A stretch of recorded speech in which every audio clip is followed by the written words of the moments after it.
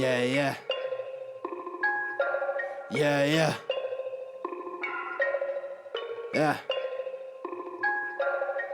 Look, Wrestling 101, classes in session. Pay attention to the teachings, that's from Andrew and Derek. I mean, these guys making a killing with no competition. Dynamic duo better than the Hardy Boys and the Dudley Boys. Everybody make some noise, mess with them, you get destroyed. They cannot be beat, take a seat. Watch them do they thing on the MIC. Face defeat, they cannot be seen like JC. Oh my goodness, it's a killing spree. Hey, I'm Aria Blake, and you're listening to Wrestling IQ 101. Hey guys, welcome back to another edition of Wrestling IQ 101. I'm Andrew alongside Derek. Yep. And you can find Wrestling IQ 101 on Facebook, Twitter, and Instagram at Wrestling IQ 101. You can follow us right here on YouTube or search us on Wrestling IQ 101 on iTunes, and you'll see our banner and some past episodes, some new episodes like this one. And today, we're sitting with pro wrestler Tye Clodd. Man, how's it going? Is everything all right? How you doing, guys? Doing good. Yeah, man, we're doing great. You know, we're excited to have you on. You're our first international wrestler, I think, living outside the United States. Yeah. Ooh, having a full. That's an honor for me. Yeah, we've had other guests, come on momentarily, like Ultimate Dragon from Japan, but this is the first time we're actually sitting down talking with somebody from the different side of the world and full length. Now it's like near to 3 a.m. in my country, like in Israel. Mm-hmm. So like people sleeping around me, and I'm like talking to you guys. That's like a huge honor. Like to be in the same list with Ultimate Dragon, Al Snow, and all those guys. Like thank you very much for having me here. Oh man, of course, man. That's bringing the world to small world after all, right? We're bringing it even smaller. So and it's great to see what you've been doing. I know you've had some hard times, right, over the last couple of months. Yeah, now it's like the hardest period of my life, to be honest. Mm-hmm. Like I have some stomach issues that prevent me from actually wrestling matches, actually training, actually going to the gym. Uh-huh. Like it prevents me from everything, even going to like simple work, like behind the desk work. Like I can't do any of that. But I'm trying to like pass this time, go through it, and get back into the ring as fast as I can. Yeah, man. Definitely wish you a speedy recovery with that absolutely. for sure. Being during this injury, how do you pass the time? Is there anything like that you try to work on? Anything, studying film or anything like that while you're, taking care of this injury? Like first of all, when I like only got injured with this illness called GERD, and that's saying like everything I eat is gonna stay in my belly and my stomach for 5 hours, and then I gotta vomit it for until I get surgery, and like surgery is in 11 months. So like saying in the start of 2020 that I won't be able to compete until 2021, it's just insane. Like it was January and I was saying promoters I can't compete this year. Like it was pretty sad. Like I tried to watch tapes and to watch wrestling, but every time I watch wrestling I get so involved with it, and I'm like so excited. I want to do something. I'm seeing a body slam, I want to do a body slam, but I'm unable to do it, and it just ends up hurting me. So like yeah, it's a tough time. It's tough time even watching wrestling. Yeah, it's always hard when something's ripped away from you so young in your career. So, but at the same time, it has to fuel that fire to get better, to get motivated, to get back into the ring, right? Yeah, actually, yes. Because the truth is, like, when we went to the doctor the last time, he said it's a life-threatening injury. Yeah. And I was like, yes, cool, because, like, if it's a life-threat, all these surgeries will come like much faster, and that's saying like there is a chance I'll still be able to compete in 2020. Like I heard life threat, and I was so happy to hear the word life threat. It's insane to think about it. Like when they said life threat, I was like, yes, awesome. Now everything will be much faster, and the recovery will be much faster, because the second I get the surgery, I'm ready to get back into the ring. Like going to the gym, going to work on my ring rest, and I'm back in the ring. Definitely. I'm gonna take all the international. So I was waiting for it. It wasn't that long ago I heard the same thing, and I was not happy to hear those words. So we are two ends of the spectrum. Oh, man. Now, how did you get, started in the business? I want to know, like, how is that experience, growing up in Israel and, deciding, hey, I want to be a professional wrestler? Like, how does someone go about becoming a wrestler in Israel? Yeah, first of all, I thought about like wrestling. So I looked up at wrestling on the internet, and the first thing I found is wrestling in my city, and I was like, oh, cool, there's wrestling like 30 minutes walk from me. I realized it wasn't pro wrestling, it was like Greece Roman wrestling, amateur wrestling, so I was like going there for a year and a half, and then I got injured. Like I had a disc break, like my disc popped out. Yeah. Break popped out between C2 and C3. It's a part of your neck, and like they said you can't like amateur wrestle anymore. So I was like, okay, what am I doing? What am I doing now? And then I remembered that I wanted to be a professional wrestler, not an amateur wrestler. So like this injury really helped me to realize that. So I was looking for professional wrestling in Israel this time, and I found an organization called AWO. And so I was looking for the people there to connect to somebody, like to just to start wrestling. And there's some guy that was just living in my city. So you see their champion is living in your city, and you like try to connect him. But I was like a 15-year annoying kid. So I was like, can I meet up with you? Please, I need to meet up with you. I want to meet up with you. Can we meet up with you? Can you please bring your title? I want to take a picture with your title. Can we meet up, please? Oh, man. And I was just sending him messages nonstop, and telling him, like, I want my finisher to be called this. And I thought about all the stuff you think about. I want this to be my entrance music, and I haven't even took a bump yet. And I already, like, telling him, I'm going to take the title from you. Like, oh, man. I'm going to be the next champion in your company. That's hilarious. Yeah. I mean, well, I guess that had to be a little flattering for him, knowing that he was inspiring the youth, right? Yeah, I think it was. Like, I was meeting up with him, and I'm like, yeah, I got the title, and taking pictures of it, and, like, getting a promo on him, in front of him. And, like, I was telling him, I'm going to do the slipper hold, and I'm going to make it to a slam. And he was telling me, like, it's really dangerous, right? And I'm like, yeah, I'm going to hurt my opponents. Break them up. Well, humble beginnings, and I mean, you progress to actually doing it on your own, and that is quite a story right there in itself. And let me ask you this: when you're not wrestling, what are some of the things that you like to do? What you like to watch movies? You like to listen to music? First of all, I'm a huge Marvel Comics fan. Like, I'm a huge fanatic of Fantastic Four. Uh-huh. Like, I have all the comics since 2015. Like, all of them. All the variants, all the exclusive covers. Like, I'm a huge fan of the Human Torch. I like to listen to country music. People think I'm annoying for that. Like American country music? Yeah, American country. Like Sam Hunt. Like, not an old one. Like, more, like, new ones. Like Sam Hunt, Luke Bryan. All those guys. Is Taylor Swift on that Cole list? Sandwell. What? Taylor Swift on that list? Yeah, she is on the list. Yeah. Oh, man. Not only are country songs, there are pop ones as well. Nice. Like, there's sometimes I even listen to One Direction, and people think I'm annoying for that. No, One Direction. I like One Direction. Yeah, finally found somebody else who likes them. Yeah, One Direction's fine. No, this is horrible. I'm also just... One Direction is not fine. No, it's not fine. I'm still listening to Backstreet Boys. Oh, my God. Oh, I want my it that God. way. I want it that way. You guys are crazy, man. You know, so, Spice Girls for life, man, right? bad. People think we're annoying for listening to those type of musics. Like, I don't get it. Like, I'm honest with you. I listen to One Direction. I don't have any problem with that. Like, you can call it a girlish song, like, No. but I don't care. Like, it's emotional. They get emotion out of you, and that's what wrestling is, and that's what music is, and that's what comics is, and like trying to tell a certain story by emotion.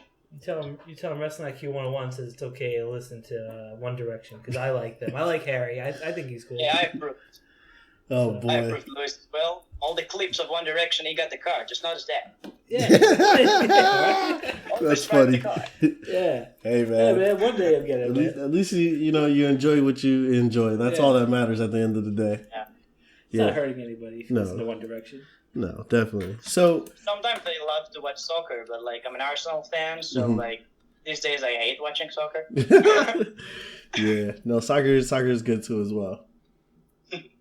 So here in New Jersey where we're at in the US, wrestling is it's like a big thing over here. There's you could go to any city and find a wrestling company or anything like that.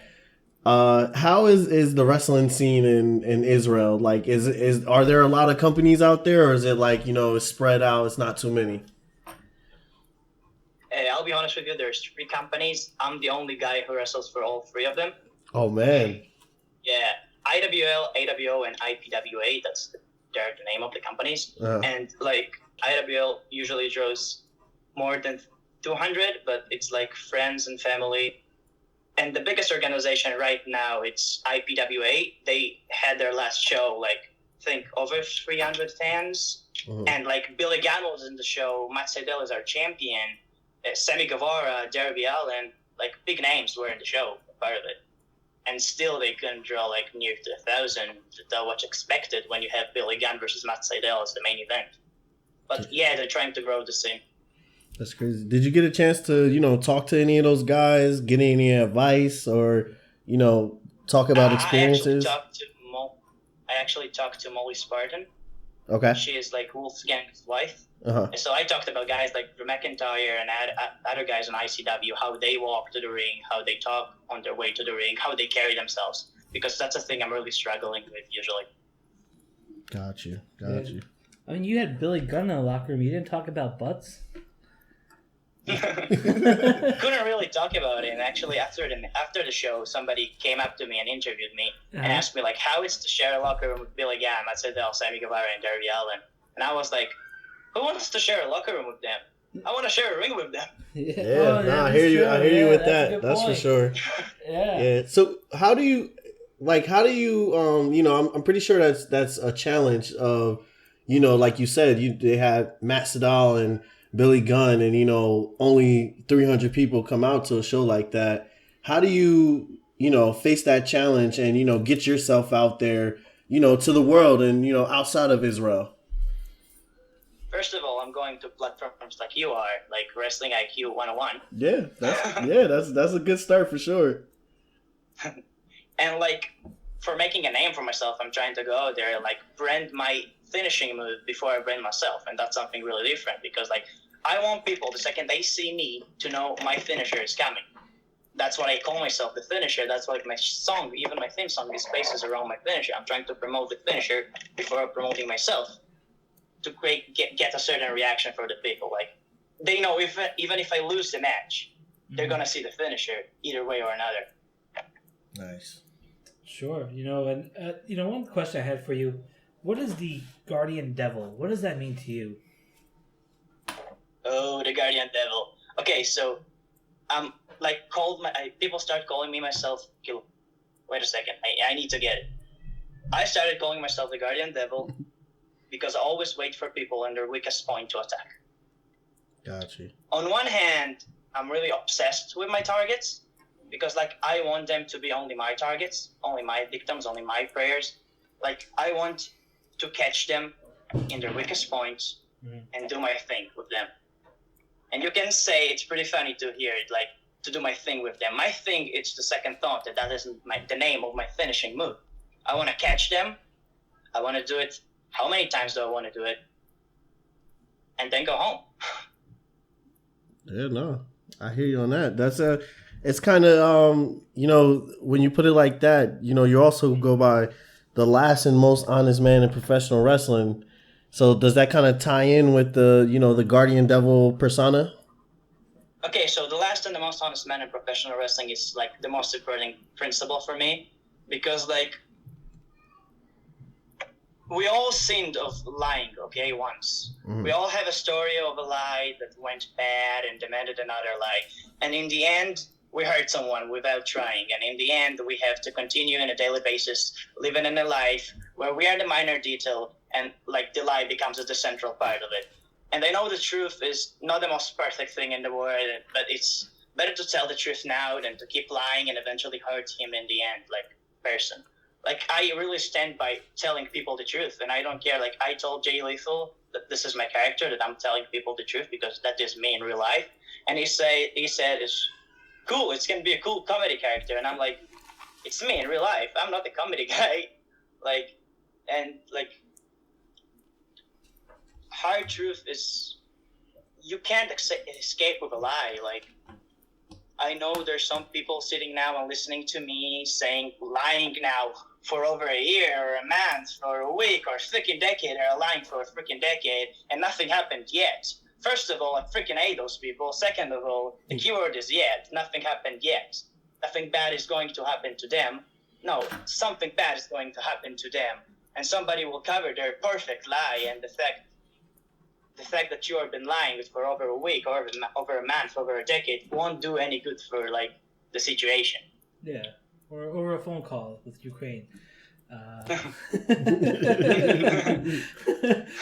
I was reading up on you, and I saw that WWE Breaking Point was a pivotal moment for you, and that you watched Sheamus and Wade Barrett have a match to those Turn me off. Yeah, I mean those are kind of like the moments, and that card was so stacked. I mean, you had Undertaker and CM Punk, Kane and Great Khali, Randy Orton, John Cena, DX and Legacy.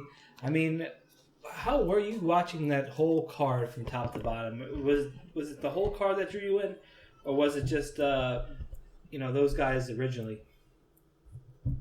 Actually, I want to take it a step back. First of all, when I first saw wrestling, like people say, I watched wrestling in a really old point in my life, and then say 10 years old. Mm-hmm. I watched wrestling when I was 15, like right before I was about to start wrestling training.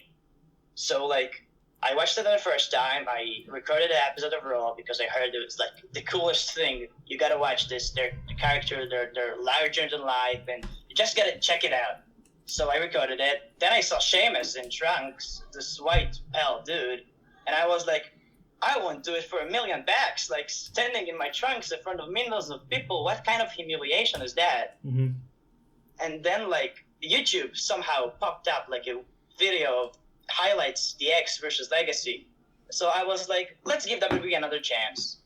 And I was just shocked by the story. It wasn't the entire match. It was only the highlights of this pay-per-view. And later I said, I gotta watch this pay-per-view for real, this certain match. And I watched DX versus Legacy, and I was hooked in a second. I couldn't take my eyes off it. I was like, Sean is really struggling. This guy's supposed to help him. Look at those two guys. They're so evil. Why are they trying to prevent him from helping to his friend? What's going on here? It's something I really connected to in the first place. And I said, that's it. That's what I want to do in life. Yeah, actually, that was actually one of my favorite times in wrestling. I went the month after to Hell in a Cell, where they had Undertaker and CM Punk and DX vs. Legacy inside the Hell in a Cell, and that was a great time to be a wrestling fan. So the fact that period sucked you in is pretty cool.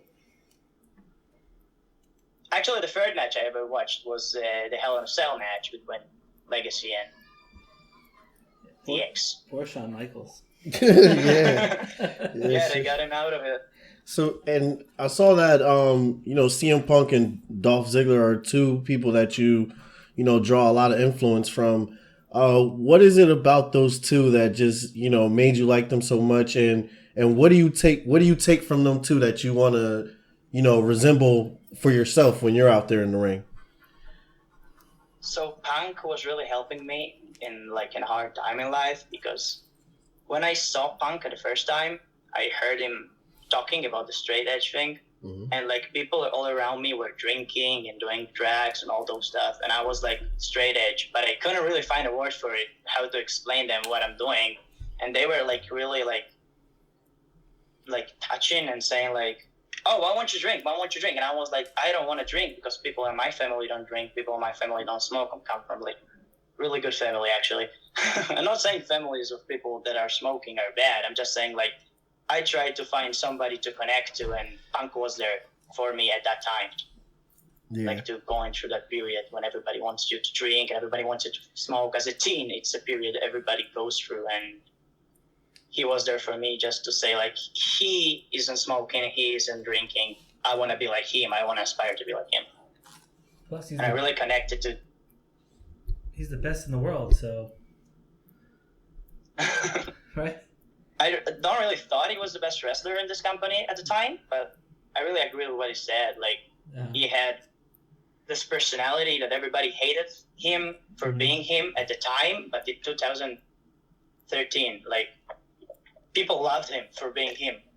And that was everything I was aspired to be, like to be in the center of attention, saying whatever you want to say, saying your truth, saying everything you believe in, and people cheer you or boo you, but you saying whatever you want to say and you just get it off your chest.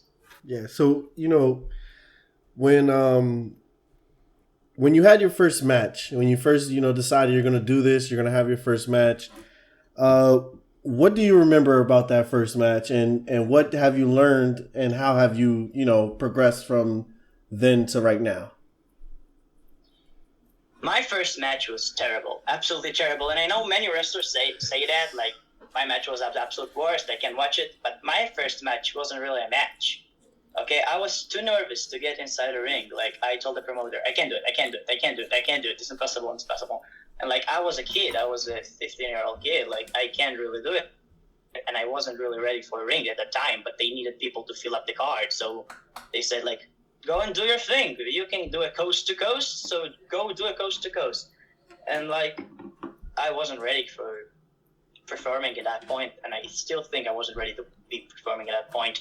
But I went out there and I forgot the entire match, and I always told them I want to, like, hold the microphone and do a promo, and they never really gave me a chance, like, doing promo classes to show them what I'm capable of.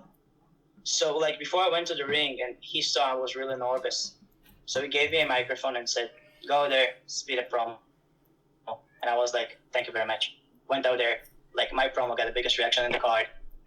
Like, that was a fun experience, and, like, I got all my nervousness out, because the second I spoke, I felt like they're listening to me, and I'm a part of them, and they're a part of me, and now I'm going to produce something to them. And the match wasn't that good. Like, we backstage shorted the match. Like, the match was supposed to be like 10 minutes, and it ended up being 2 minutes, like only a finisher, and we go home. Sure. I was thinking about this. There's so many iconic bad guys, villains in the Marvel Universe, from Silver Surfer to Thanos. Who's your favorite villain, and also who's your go-to superhero when you're down? My go-to superhero when I'm down, I'll start with that question, is Daredevil. Nice. Because that guy goes through so much. Can I curse? Yeah.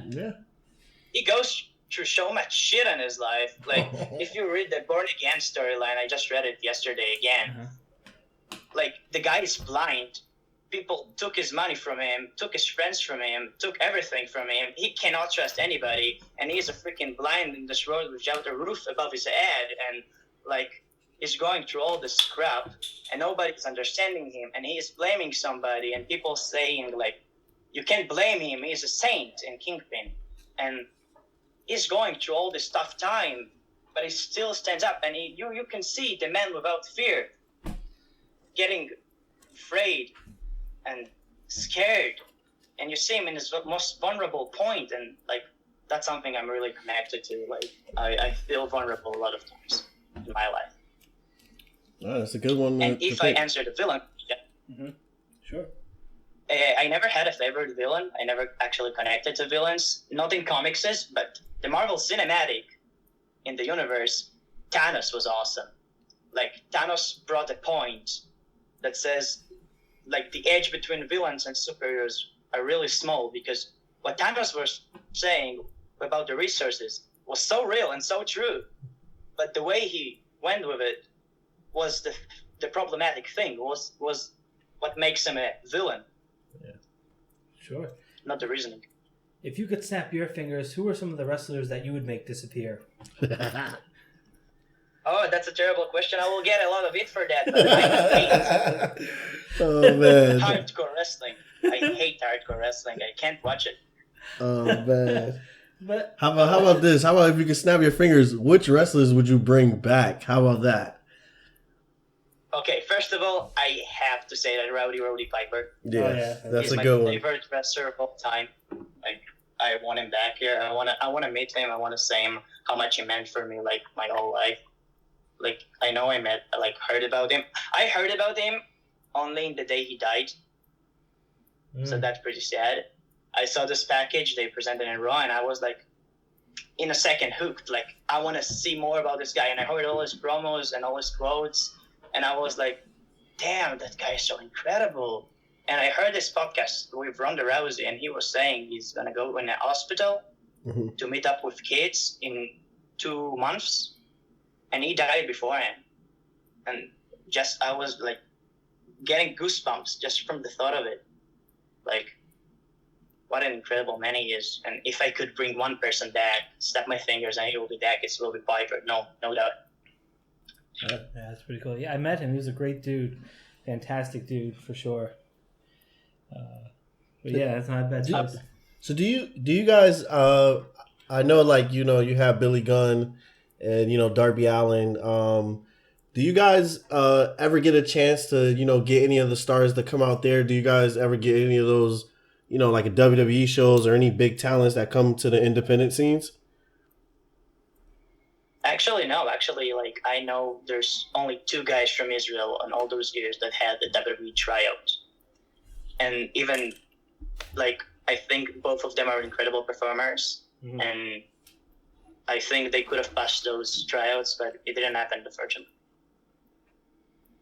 Sure. Like, there's never, like, I think there was one WWE show ever in Israel. So that says something about it. And I know there's, like, some people that want WWE to come to Israel, but it's never happening. And there's no even chance of it happening now because the scene is really small.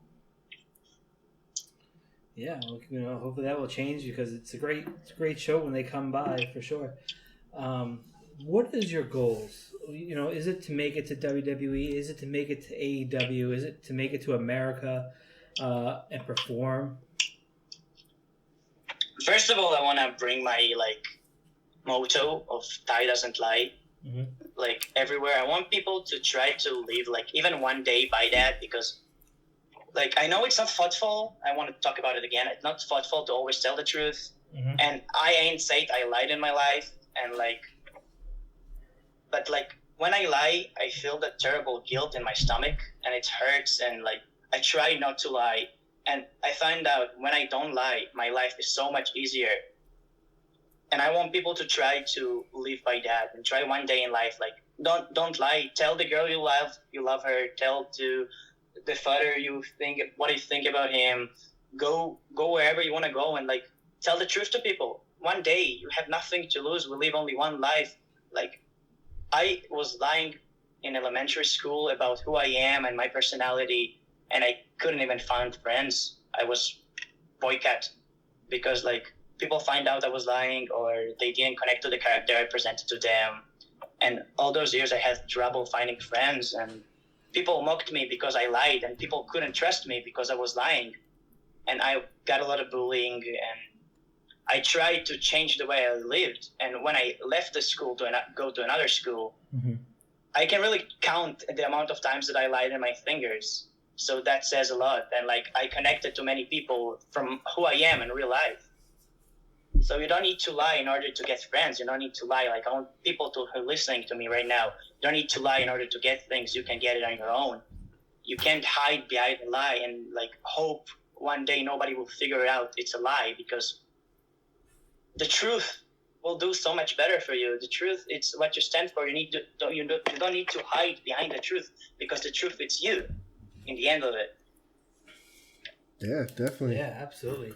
So, you know, when it comes to wrestling, you know, what do you want to be remembered for? What do you want promoters, you know, when they see your name, or fans to see your name? What do you want your legacy to be, you know, when it's all said and done for you?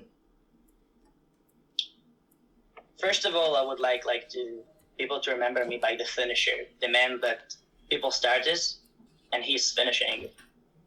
Like, I want people, the second they see me, to know there's a second thought coming. And I want them to know that I'm going to try to end this as fast as I can, because my mentality to wrestling is really different. Because I try to, like, I know everybody's saying his mentality to wrestling is different and unique, but, like, when I present it as a UFC fight. I'm not like an MMA wrestler. I'm not like a BJJ wrestler. No, I'm not that. I try to... Let's just find an example, okay? Conor McGregor. Everybody knows him. Everybody knows he has this left punch. The second he connects with his right hand, left hand, you're down. Second, he connects with the punch. So why would Conor McGregor do kicks in the match? Why would he kick somebody? If he knows the second he has this punch, his opponent goes down. Yeah. That's how I look at wrestling. I have this finishing move. The second I hit somebody with this finishing move, he's down. I don't get paid by the hour. I get paid by performance. If I start it and I'll finish it in 20 seconds, I get paid the same way I get paid if the match goes 10 minutes, 20 minutes, an hour Iron Man match. So why would I make it last long? And people can say it's like a theater. It's like a performance. You need to make it long in order to be entertained. I can tell you the truth about a match that I had. Terrible match. It was like 8 minutes of, like, I can send you later. It's terrible wrestling. But the finish was me doing my finish, and after the match, I hit my opponent again with the finish. And I got a huge reaction for both times that I hit my finish. And crowd came up to me after the match and said, that was a great match. That was a great match. I loved your finish. That was like the best match on the card. And I was like, were you looking at the match? Or were you looking at your phone the entire match? Because that match was terrible.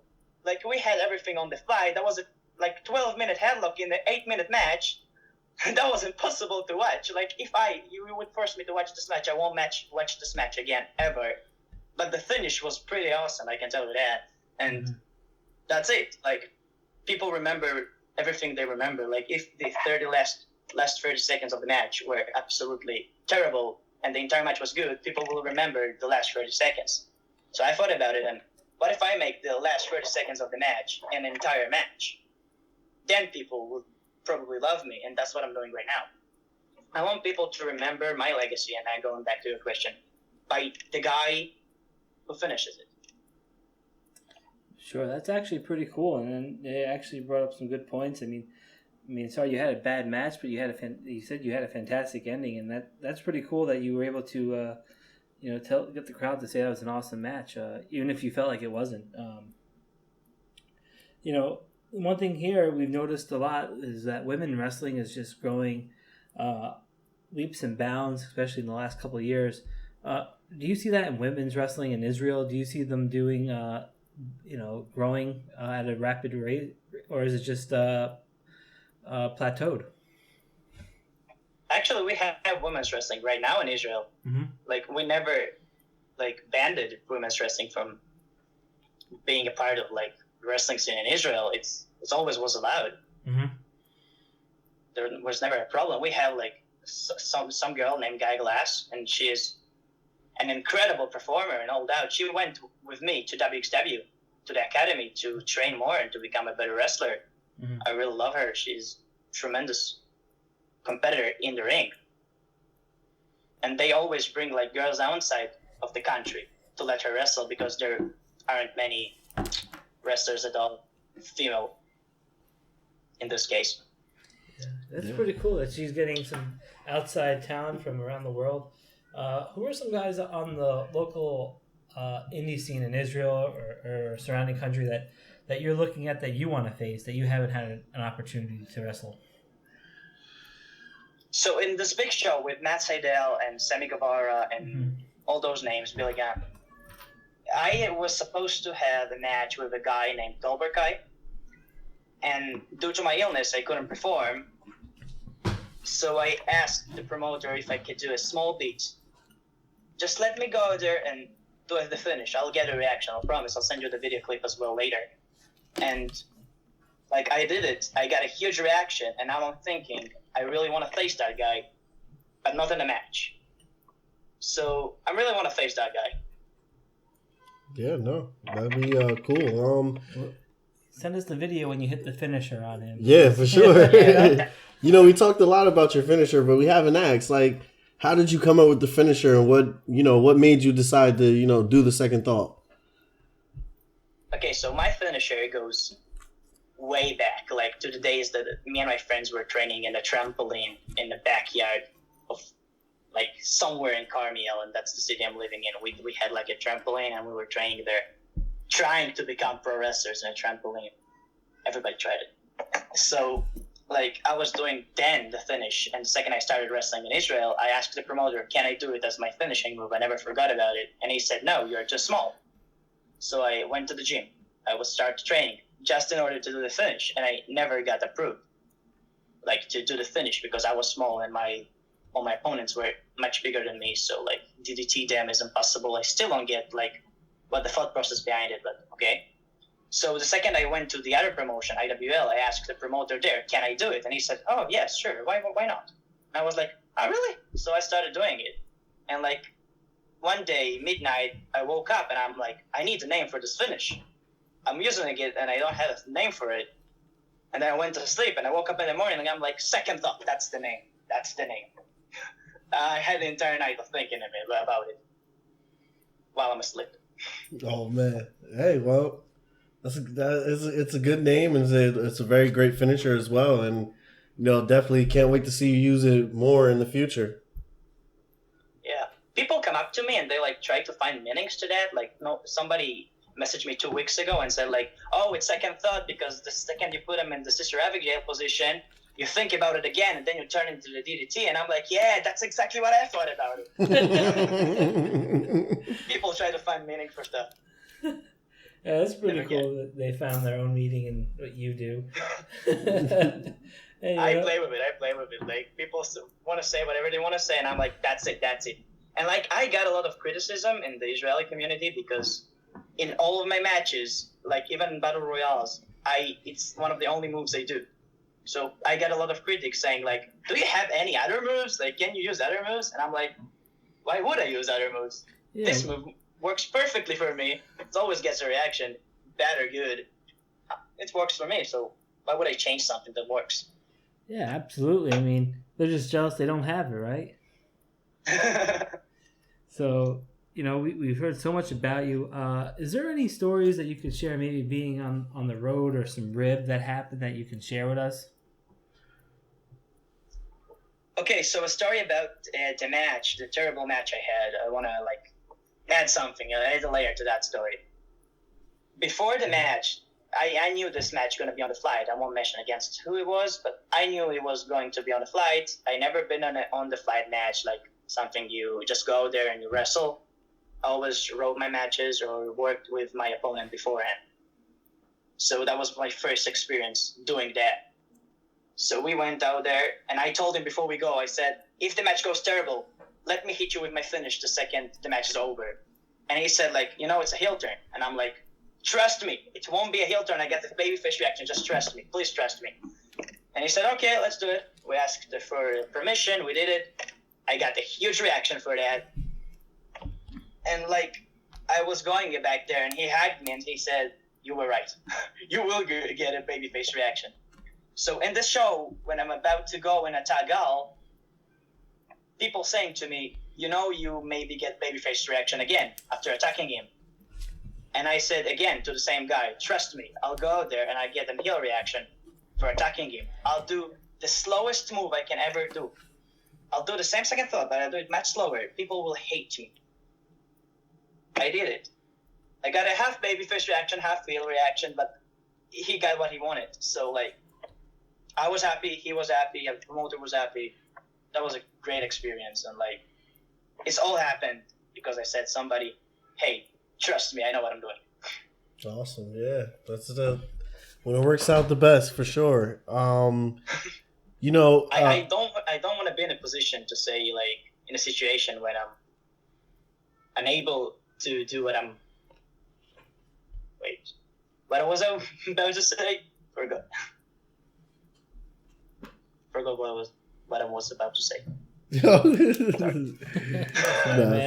it's all good. I think it was something second thought, something like that. Truth. It's all good. Now, I see you have merchandise for sale on your website. Can you just tell fans if they want to purchase or check it out, where they can go to find out all that stuff? If you want to go and get your own Second Thought t-shirt or Second Thought merchandise, you can go to secondthought123.bcartel.com and you can go and grab a shirt of your favorite move. And trust me, the second you'll see it, it will be your favorite move. Awesome. Yeah. Well, Tye, we thank you so much for taking out the time and spending some time with us here at Wrestling IQ 101. It was great learning to know a lot about you and we were saddened that you have been struck with such a crippling injury, but we're glad to see that you're on the mend and that you're going to be back stronger and better than ever. And we're pulling for you, man. So keep us posted. Let us know when you're hitting the second thought again, because we want to see you do some more. Thank you very much for distracting me, like from sitting here at home, just living in my own misery. I just the thought of talking about professional wrestling just doing me good. Doing me pretty good. Yeah, we're glad to help. And Tye, if people want to connect with you on social media, if they want to see, the second chance that you're giving them to see you, where can people find you on social media? So my best platform to find me in is Instagram at Tye_Clodd. You can see there thousands and millions, something like 10 videos of second thought. Nice. Awesome. And that's the only thing I have, because I'm pretty annoying with my moves. No. Hey, man, not a bad place. That's where we met each other. And of course, if they want to listen to Wrestling IQ 101, they can listen to us right here on YouTube. They can search us on iTunes by typing in Wrestling IQ 101. They'll see our past episodes and new episodes. Plus, you can follow us on Facebook, Twitter, and Instagram at Wrestling IQ 101. And Tye, thanks again for taking out the time to talk to us, and we will see you soon, right, Derek? Yes, sir. We are out.